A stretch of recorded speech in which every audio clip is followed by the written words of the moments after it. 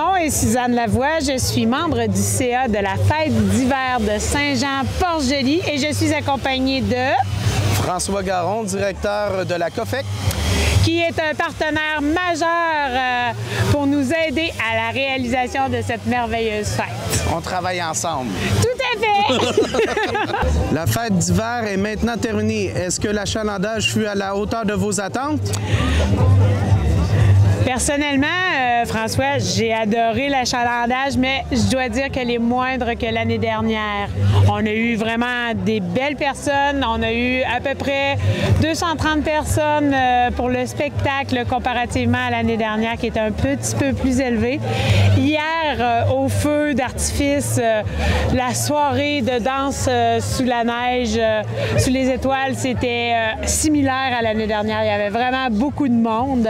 Et puis, aujourd'hui, c'est un petit peu moins achalandé, mais écoute... J'ai de la misère à te croire, parce que je me suis stationné à l'autre bout. C'est fort possible, écoute!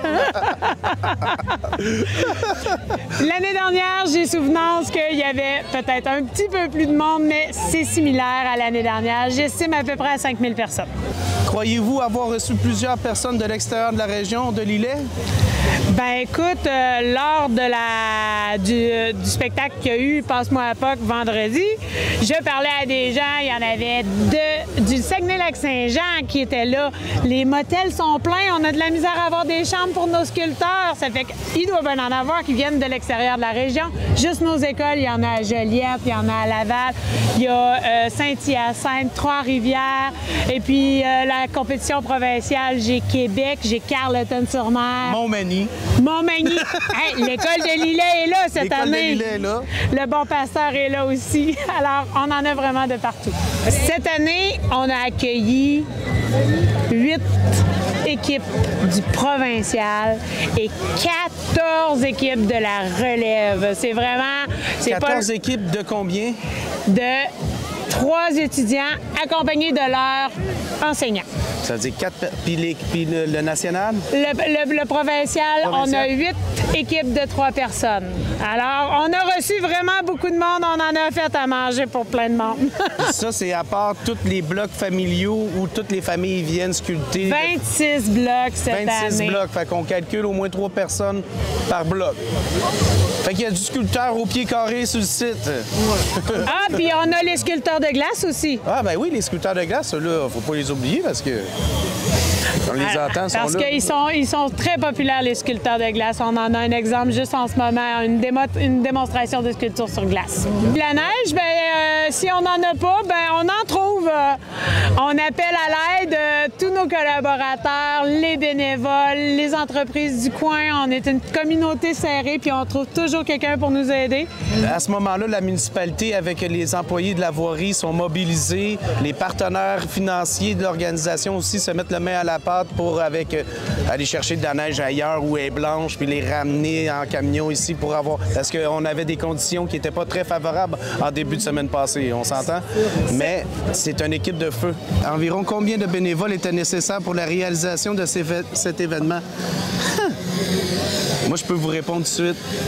C'est quasiment tout un village qui se mobilise, mais sur le terrain, c'est environ 70 personnes qui sont mobilisées pour monter le site.